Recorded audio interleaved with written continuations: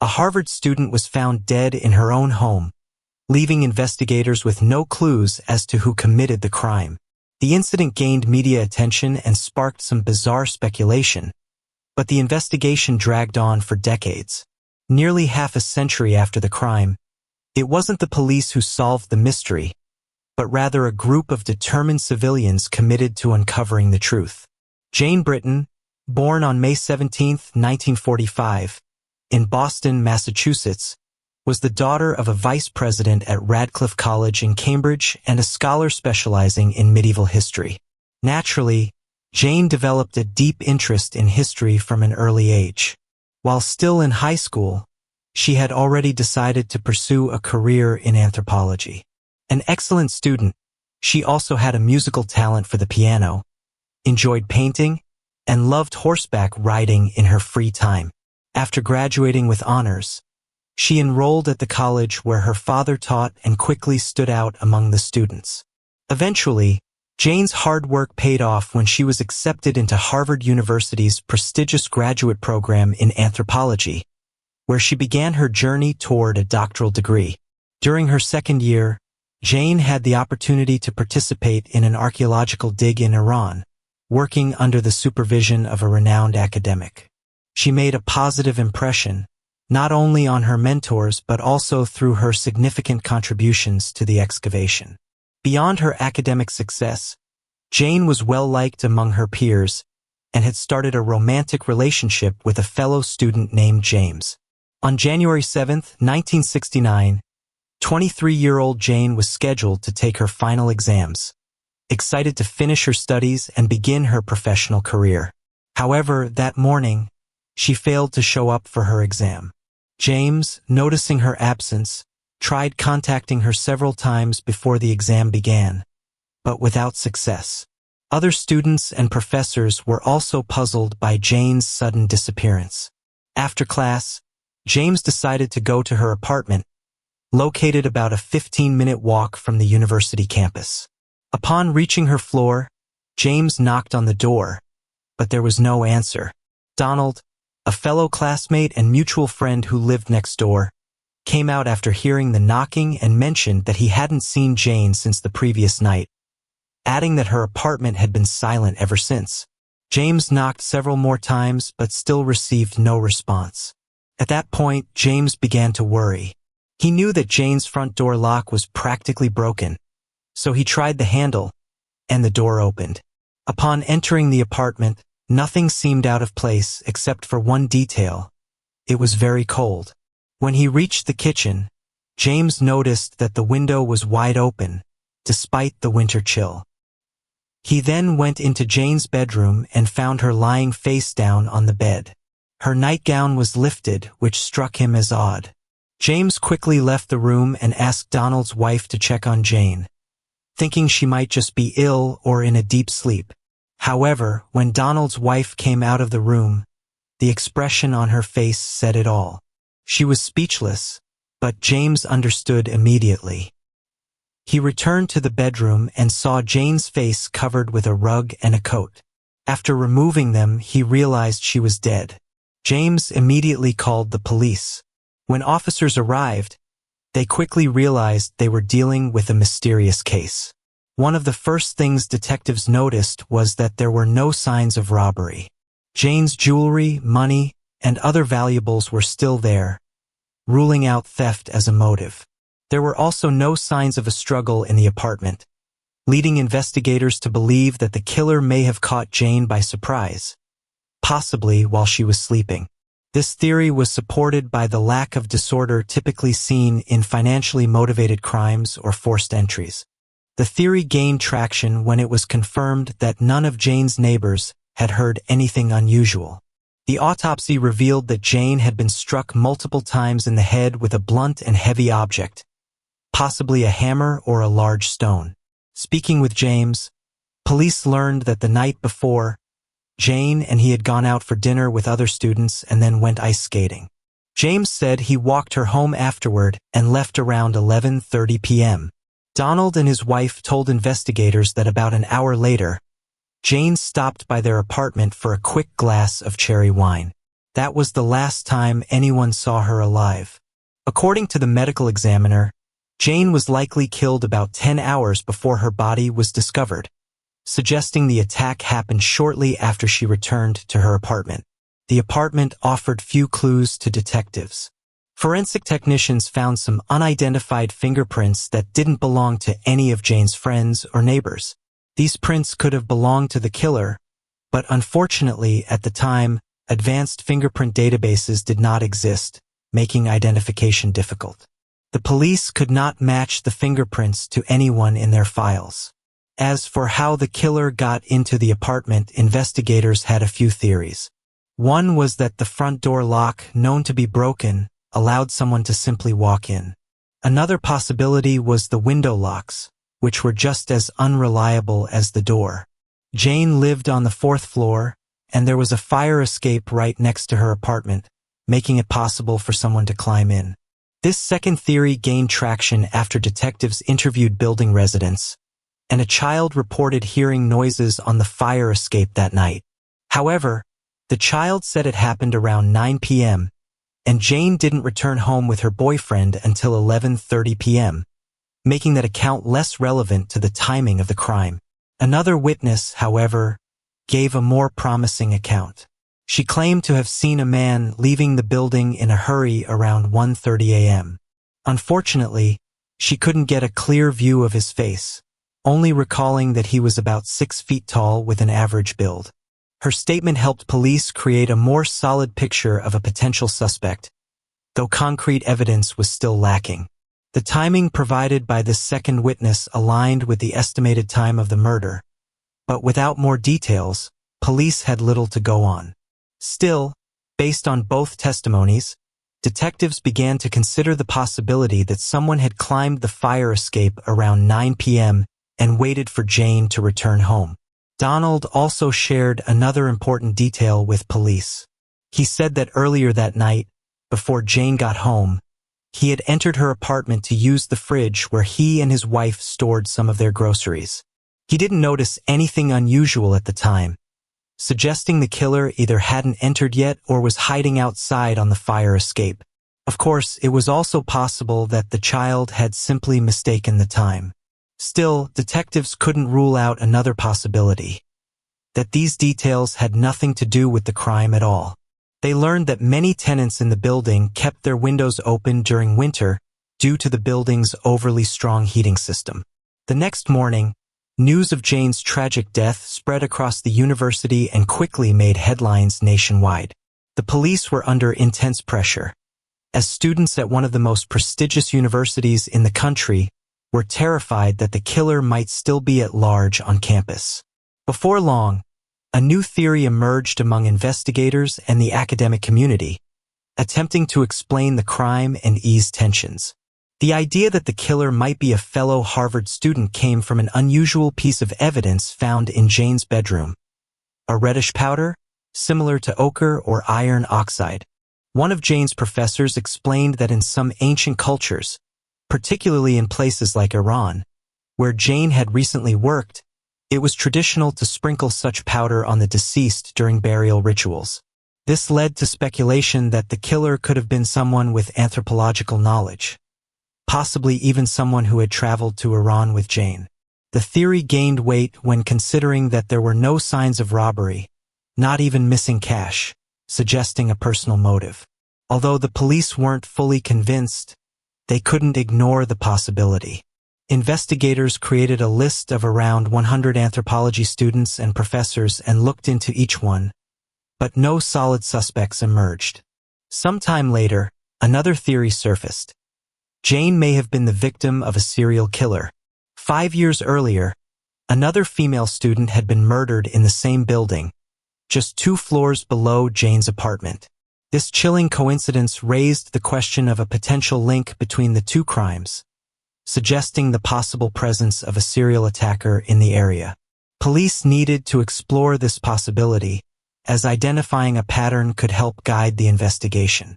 At the time of the earlier murder, detectives had suspected involvement from the infamous Boston Strangler. He eventually confessed to the crime, but many people had their doubts.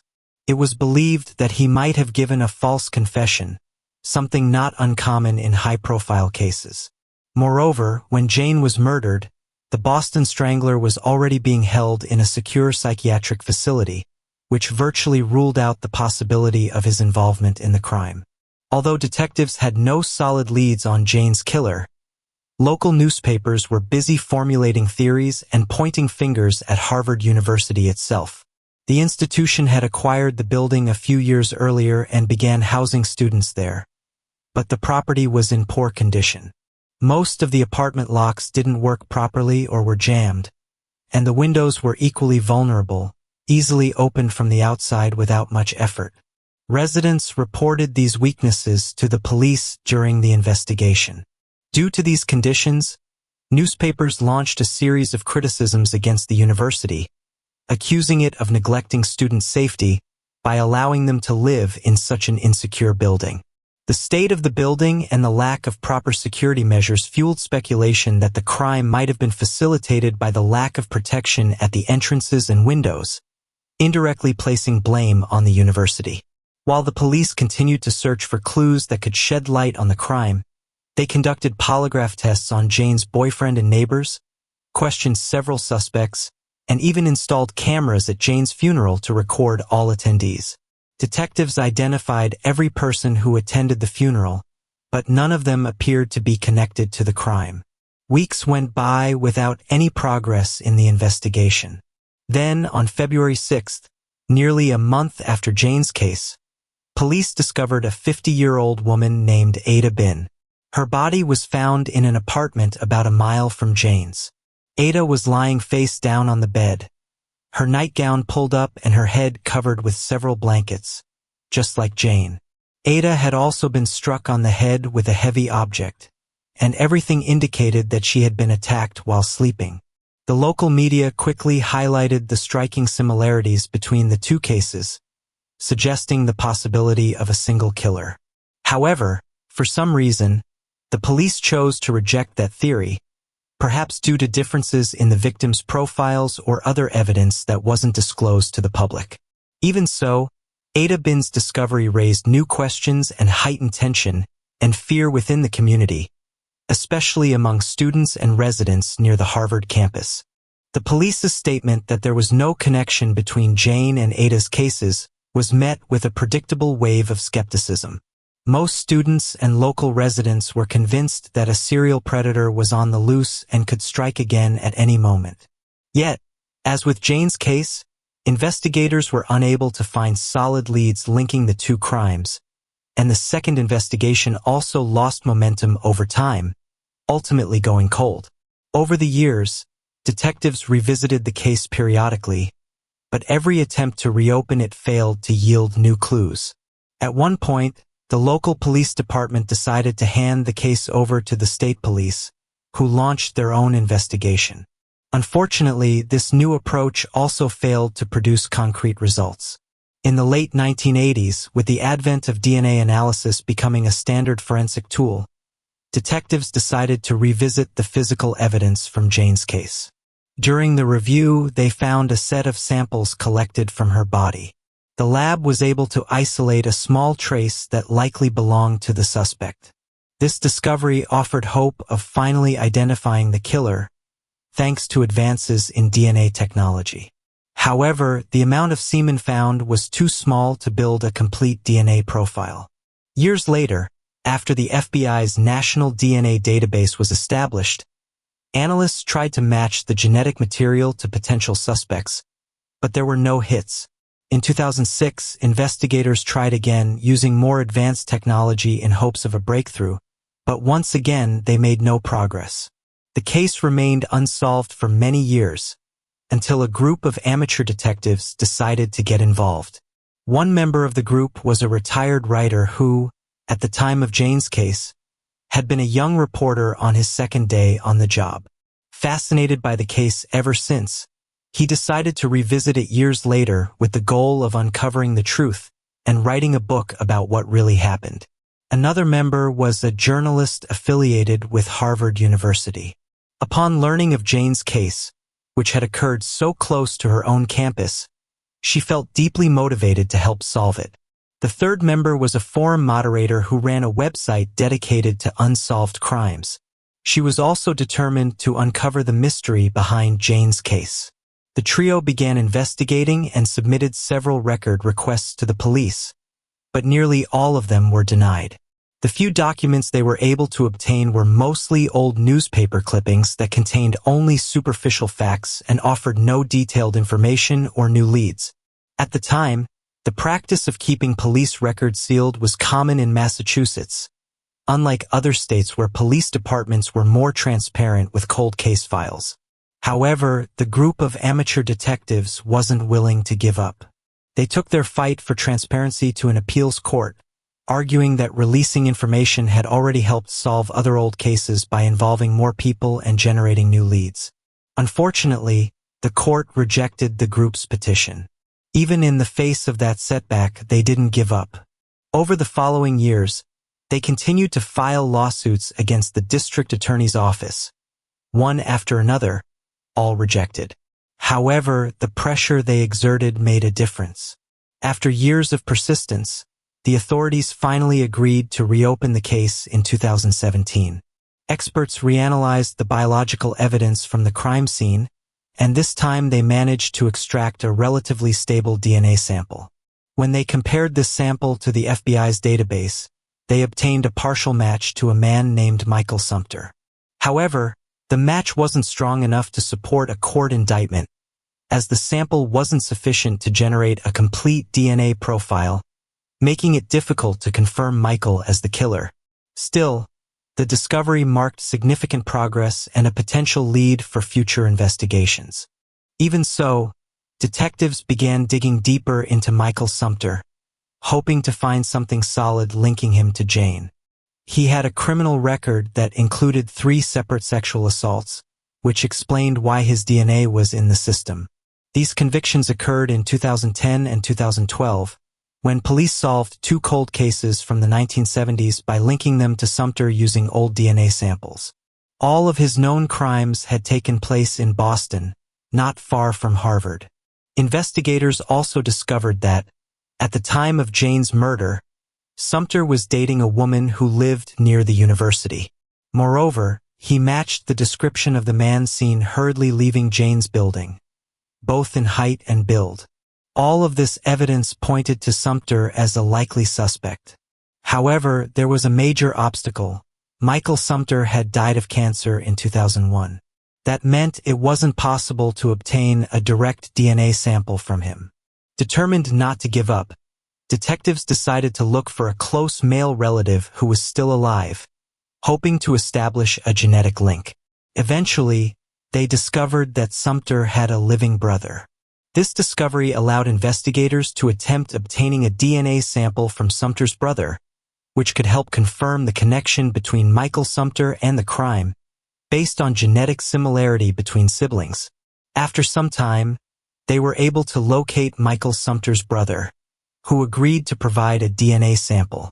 The results showed a match, although not a perfect one, due to degradation in the sample collected from the crime scene. Even so, the test was conclusive enough to eliminate all but 0.08% of the global male population as possible suspects. While that still represents nearly 350,000 men, considering that Michael Sumter lived near the crime scene and had a history of similar assaults, it was more than enough to identify him as the likely killer. In 2018, 49 years after Jane's death, the police held a press conference to announce that the case had been officially solved. It was believed that on the night of the crime, Michael Sumter followed Jane to her home and waited until her boyfriend left. Then he climbed the fire escape, entered through the kitchen window, and attacked her with the intent to assault her. As for the delay in matching the DNA until 2017, detectives had a simple explanation. The technology to extract and analyze DNA from old and degraded samples hadn't been available until then. Additionally, the authorities' initial resistance to releasing the case files had prevented amateur investigators and others from applying those new forensic techniques sooner. With technological advances and the eventual reopening of the case, the truth could finally come to light, ending decades of mystery and anguish. Sumter's DNA had been in the system for years, but the sample from Jane's case was so degraded that earlier technologies couldn't generate a strong enough profile to even find a partial match. Only with newer and more sensitive equipment was the connection finally established. In the other two cases attributed to Sumter, complete DNA profiles were available, which made confirming those links easier. However, police were never able to connect Sumter to the second woman, Ada, found a month after Jane. The difficulty lay in the absence of usable DNA at Ada's crime scene, making it impossible for detectives to definitively state who committed the murder. Still, due to the striking similarities between the two cases, many believe that Sumter was responsible for Ada as well. As for the reddish powder found in Jane's room, which initially sparked theories about ancient burial rituals, police concluded it was likely just pigment from the paint she used in her artwork. There was no evidence that the powder was related to the crime itself. In the end, Jane's case was closed, even though it took nearly 5 decades, and much of that progress was thanks to the small group of determined citizens who refused to let Jane's story be forgotten. They relentlessly pressured the police to re-examine the case, and thanks to their persistence, the truth about what happened to Jane finally came to light.